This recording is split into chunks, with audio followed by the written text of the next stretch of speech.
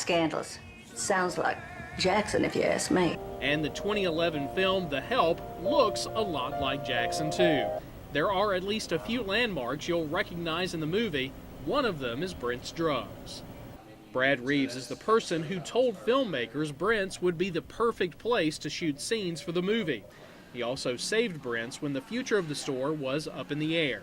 In 2009, Brents Pharmacy was sold to a national chain, and there were doubts it could survive as just a soda shop. So Brad bought it and turned it around. We had an empty pharmacy, and we just took the old pharmacy area that was empty and made that into the kitchen. And that's worked out well, and it's allowed us to, again, put out more food. It's the food and the nostalgia that keeps customers coming through these doors that have been open since 1946. It's my favorite place to have breakfast meetings. Sometimes we've had people in here for breakfast. They kind of get off on the fact that this was the movie set.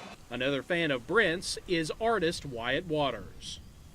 I just like the period that it represents because it makes me remember what I was, what happened in my childhood, really. That's probably what keeps me coming back.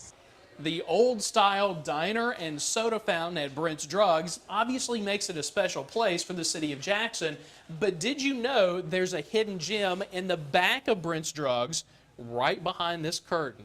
This is the Apothecary, a new concept for after-hours entertainment in Fondren.